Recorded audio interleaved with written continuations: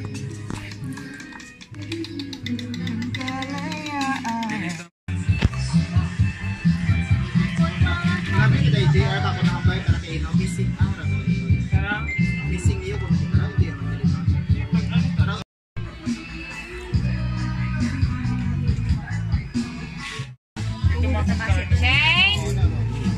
it. Ginto, ginto.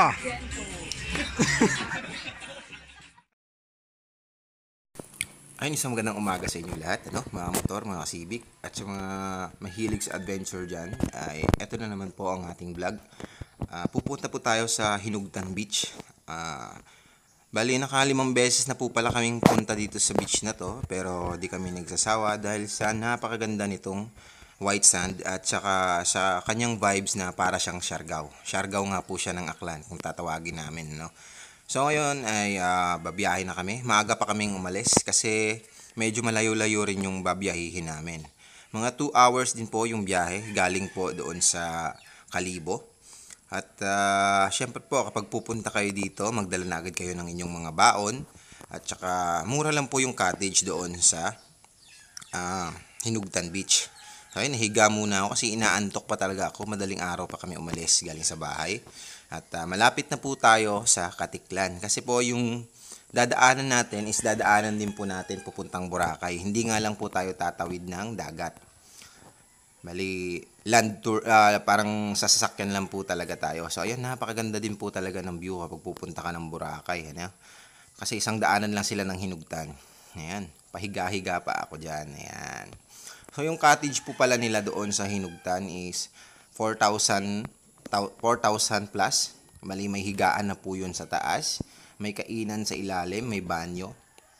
Tapos po ay kasya po kahit mga 10 kayo or kahit nga masumobra pa kayo sa 10 ay kasyang-kasya kasi nagpo-provide din po sila ng tent na pwede pong higaan ng mga susobra po sa 10 or higit pa. Ano nga po, dinaanan natin yung mga kaibigan natin kasi galing silang Boracay, so dumaan tayo ng Katiklan, which is way nga rin po papuntang Hinugtan Beach. So dadaanan mo talaga yung Katiklan Port. So ngayon, eto na at papaakyat na kami kasi medyo may paakyat na kalsada po itong Hinugtan kapag malapit po kayo dito. Ayan. Medyo matarik lang po yung kalsada pero simentado naman po at medyo may kurba-kurba lang. Pero kapag sanay naman po yung driver is hindi na po ganun kahirap ang umakyat dito sa Hinugtan Beach.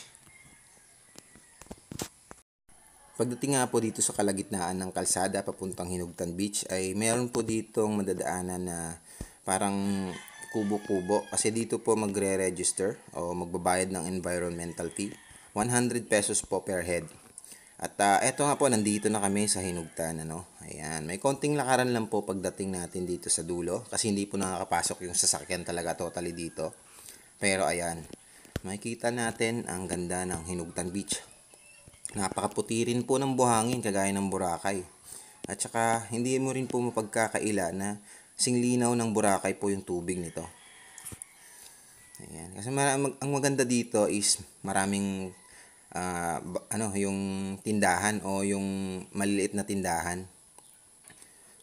At saka mura lang din po yung tinda nila dito. May baon pa nga po pala kaming Indian mango, nahulog pa yung isa. Ayan, at ayan po yung mga cottages dito. Ayan. Ang kagandahan niyan is nasa front beach talaga kayo. Wala rin pong hotel dito kaya parang napakasimple. Kasi yung cottage na kinuha namin is yun po talaga yung suki namin dito sa Hinugtan Beach. Doon banda sa dulo.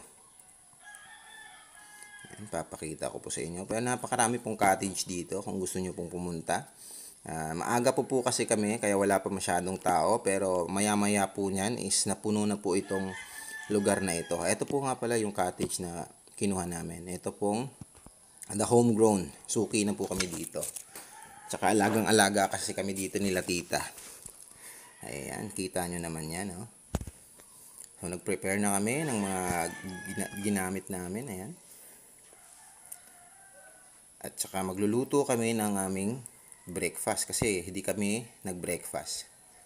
So, ang kagandahan dito, pwede kayong magluto. At saka nagpapahiram sila ng rice cooker, Papahiram sila ng lutuan, papahiram sila ng plato, baso, nagbibigay ng tubig na mainit, at saka kaldero. Ayan, bumili pa nga po pala kami ng pusit na 2 kilo. Ayan. So lilinisan ko na po ito para po sa tanghalian namin. Ayan po. Ayan po yung mga cottages dito. Meron din pong mga aircon na cottages dito. Medyo mas mahal lang po yun ng konti. Nasa 5,000 po yung rate. Pero kasya na rin po 10 hanggang 12. Ayan. Kasi pwede pong matulog dito sa baba, yung mismong upuan. At ay kumain muna ng tinapay kasi gutom na. At magtitimpla muna ng kape. Ayan. Ito na po. Ayan po yung mga baon namin. Ayan, may nagtitinda din dito ng Indian mango kaso may dala kami. Saka meron din po silang dalang banana Q. Sarap sana. Kaso kakain na rin kasi kami maya-maya. Ayan. Hihiwa na ng cheese para dito sa ating itlog. Ayan. Kasama natin sila JJ, sila Mika, Shirley, tsaka si JR. Ayan. Nagpo-provide pa si Uncle ng lamesa para makapag talaga kami ng maayos, makapagluto ng maayos. Ganun po sila dito ka-hospitable. Talaga namang mapapabalik ka talaga dito sa Hinugtan. Ayan po si Tita, ang may-ari po ng The Homegrown Resort. Napakabait po niyan. Lahat po ng i-request nyo ay ibibigay niya po dito sa kanilang cottage. Lalong-lalo na po yung mga kagamitan po sa pagluluto. Ayan. Busy na po ang lahat. Maya-maya pa po siguro kami maliligo. Salamat tulog kami sa Sa alin? Carabao Island. Wow. Hi! Anong pakarabaw ka mo ha? Coffee in the beach.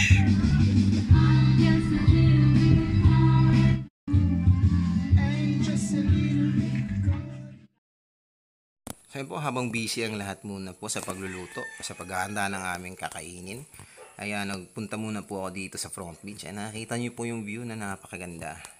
Saka ito ay picture perfect po para sa mga magpipicture po para sa kanilang mga Instagram account. Ayan, kasama ko si Mrs. Picture na rin kami. Kasi medyo isang taon na rin na hindi kami nakabalik dito. Ayan, so konti pa lang yung tao pero maya-maya po niyan is punong-puno po itong front beach na to kasi Sabado po at saka holiday rin po sa Martes tsaka Miyerkules. Bali, Sabado po kami pumunta dito. Tapos check out namin is Linggo. Ayan, so nagluluto na rin si Maring Pau para po sa amin naman pong lunch. Ayan, lulutuin na agad po kasi fresh na fresh pa po yung ating pusit. So lulutuin na agad para naman po yun sa ating lunch. Pero hindi pa po kami kumakain yan ng breakfast. Niluto na po agad kasi sayang din po yung uling. Nagisa na po siya ng bawang. Hop. There. Perfecto. Kaya natin sila magsama-sama and bonding all together.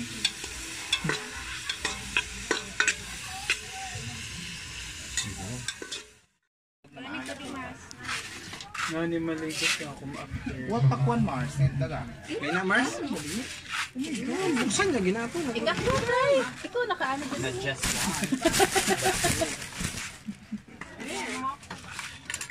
O, JR, ano rin mo nga ano sa pag ano nga. assist sa suka ka. Ano yung mong kaunon? Itlog. For the suka. Hotdog? Hotdog. Sino dito? Mga ni? Pag ako kita tinapay nga ito kainit ka. What? Medyo what slice? So medyo 3 pieces na ibaw nga nagsupot-supot. Kamay kita Mars? Saan pa? Ito. Gawa? Ha? Shrimp? Choice of song sa bihak, no? Sarap din ng kanin. Ay nga po, pagkatapos namin kumain, ay tutur naman po natin kayo sa ating homegrown na cottages. Ito, akit po tayo sa taas. Ito po yung makikita ninyo. Ayan. So, ito po yung kwarto nila. Ayan. So, meron po foam dyan sa baba. Pwede pong matulog yung iba dyan sa baba. Basta cowboy po kayo ay magugustuhan nyo po dito sa Hinugtan Beach. Ayan. Dito, ito yung view naman. Nakaharap sa front beach. Pwede din pong matulog dito. May pusa pa. Ayan, kasi napakalamig po ng hangin dito. Saka wala rin po masyadong lamok kahit saan ka lang dyan humiga. Ayan.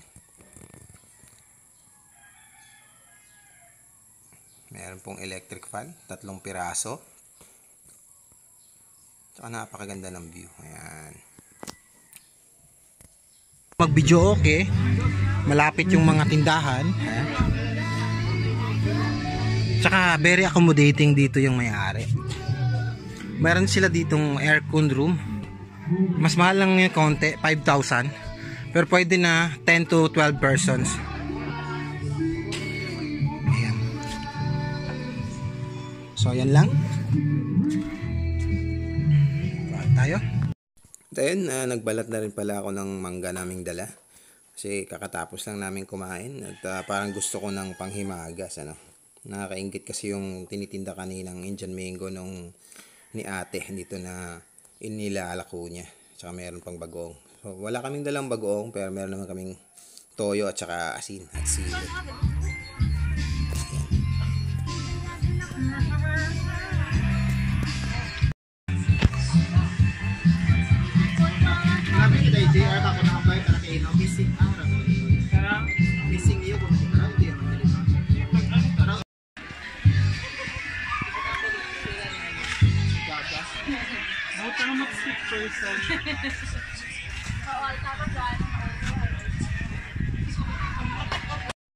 So ayun, at dahil busog na nga ay naglakad-lakad muna ako dito sa front beach. Ayan. Nakikita nyo yung view na napakaganda. Ayan. Ito po ay nasa unahan banda ng cottage namin. At medyo mainit para maligo kasi sobrang init ngayon ng panahon. Summer na summer talaga. Kasama ko si Paring Frank dyan. So bumalik muna kami ni Paring Frank doon sa aming cottage. Medyo siguro ay susugal-sugal muna daw po kami. Kasi meron po silang dalang baraha doon. Ayan, kung makikita nyo, ito po yung mga tinitinda dito, mga souvenirs.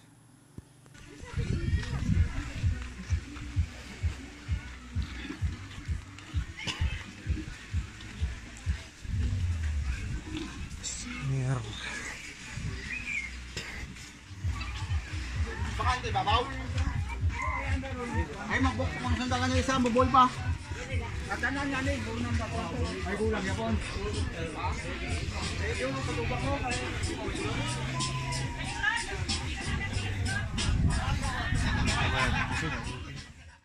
Ayun guys, pupuntahan namin ng kumpare ko yung parang ano ba tawag dito? Parang fresh water siya. Nagaling dito sa mga bato na to. So pupuntahan namin yon. Pwede daw inumin yung tubig na ano na yun, parang bukal. Yung tawagin namin dito sa amin is ano yan, tawag ka to pare? Tawag ka to? Busay. Pupuntahan namin ito sa part ito ng Hinugtan na papuntang dulo. Ang cottage namin doon banda. Saan namin to?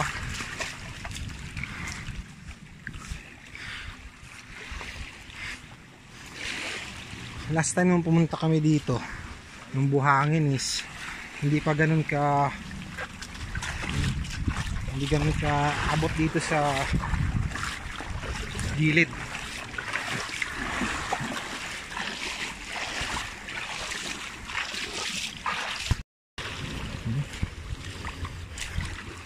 Ang ganda dito, may kuweba.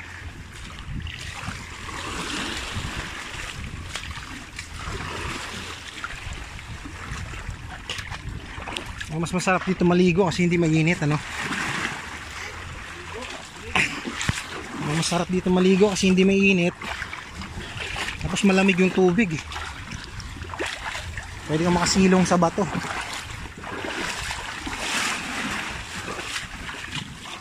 Kasi dito sa part na to, halos mabato kasi galing sa bundok ng mga bato na to. Dito wala ng cottage. At parang masarap din maligo dun, oh. Pwede kang tumalon. Ayan. Sa bato na yan. Since overnight naman kami, siguro maliligo kami dyan mamaya. Tatalon ako dyan mamaya. Medyo malalim yung tubig, tsaka kung hindi, mukhang hindi delikado. Kaso parang puro bato eh. Delikado. Mga delikado tumalon dyan. Malapit na kami. Sa kabilang side naman ng Buruanga Aklan, Hinugtan. Ano siya? Ang kabilang side ng Hinugtan Beach. Ayan. Halos mabato siya. Hindi siya pinong buhangin. Pero maganda rin. Sobrang ganda rin. Dito walang cottage.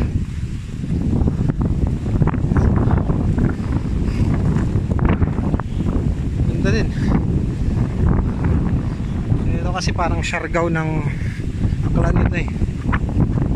Itong Hinugtan, Belize. Yan. Ganda, no? Hindi ko. Mas maganda pa to sa Boracay. Kasi hindi pa ganun ka-develop eh. Hindi ka mahihang maglakad dito. Yun, no?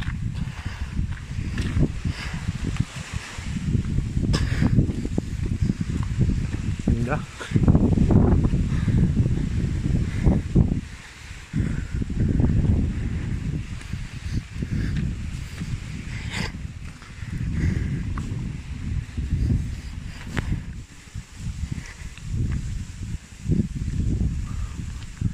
May bahay.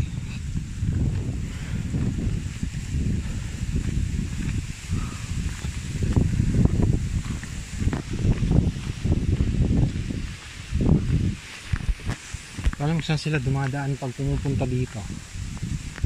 Baka may daanan din sa kabilang side. Ganda, oh. Kamangyan. Kalamangyan. Yeah. May naliligo. Okay. Ang galing.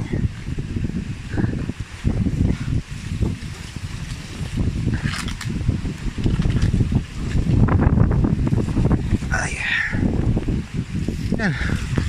Nainom na, bre? Imagine, ano?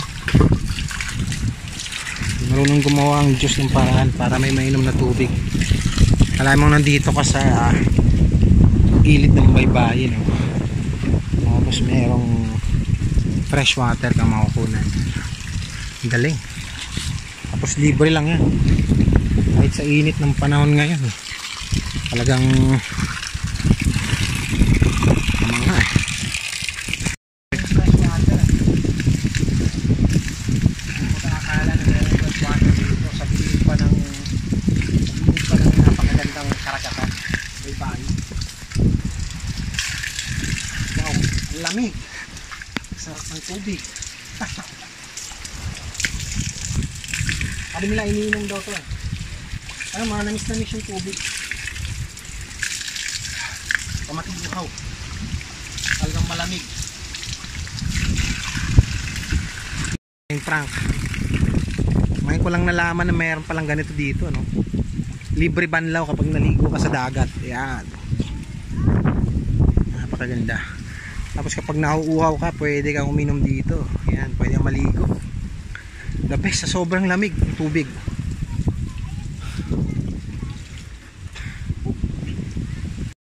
So ayan, ano, nakikita nyo.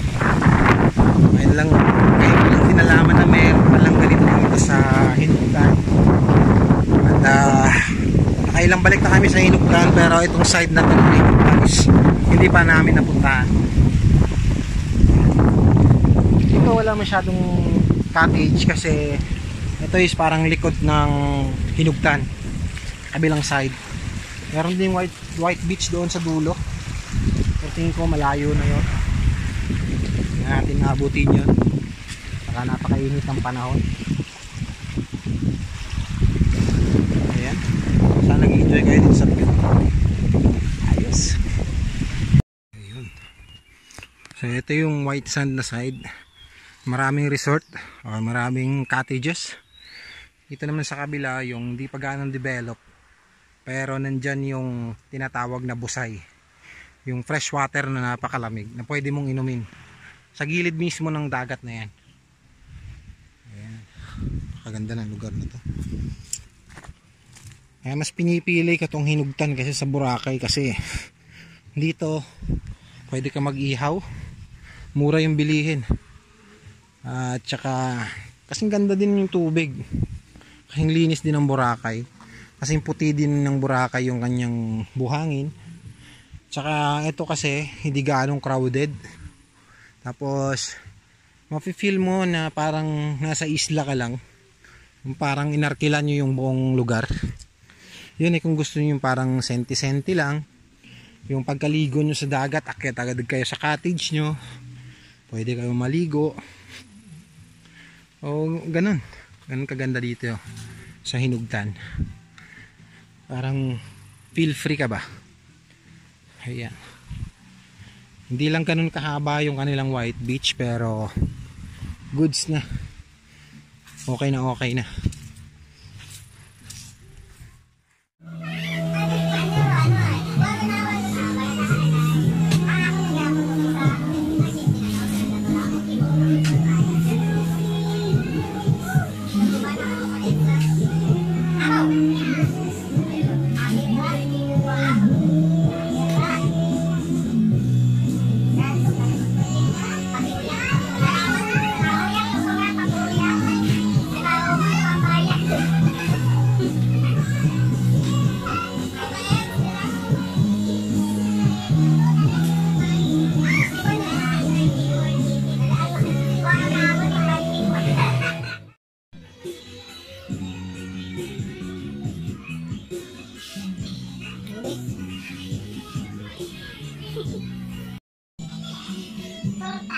Archin. Tangan marami ka na.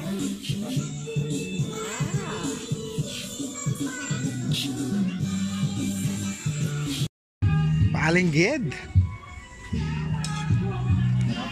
Asa naman, mantika ka magmantika. Pre ka na nung butangan date ng ano. Mamayahan mo rin, Mars. Oo, kamaro gitrag ka mantika.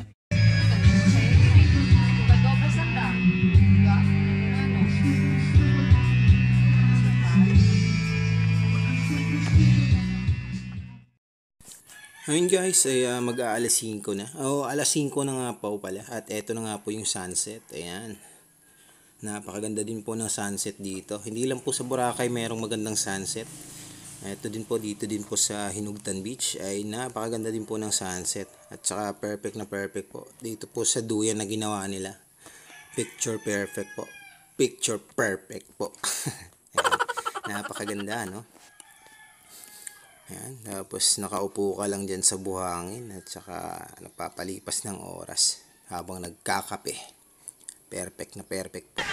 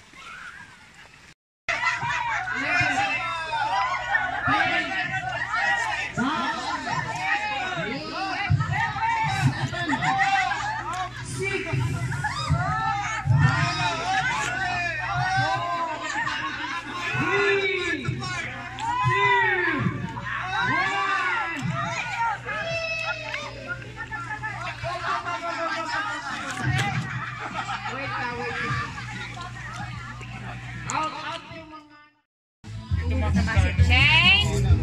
Let's eat. This is Shane. Shane?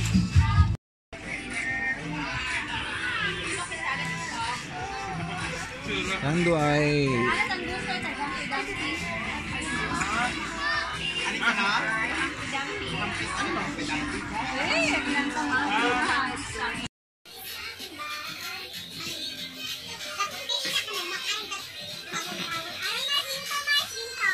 Ginto, ginto.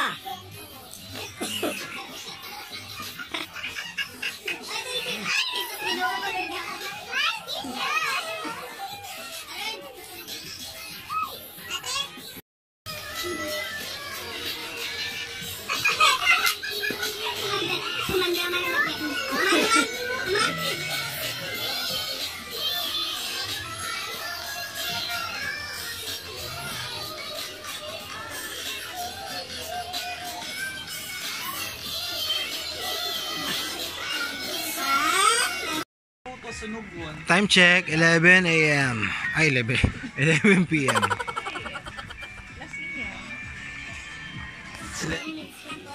Hindi lang po yan. Dili na siya.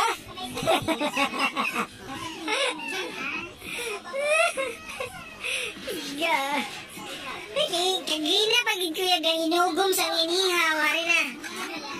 Ari na inihaw.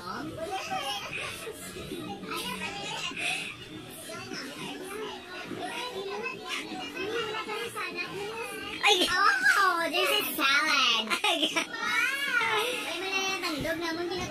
Actually, okay pa man siya.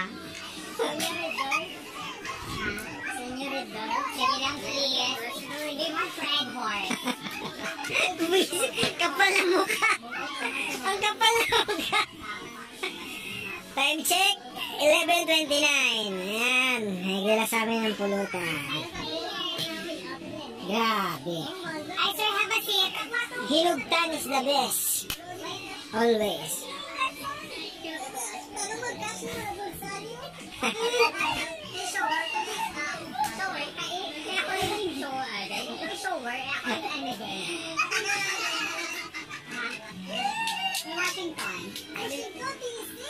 Hindi. Kalibo lang na aklan lang.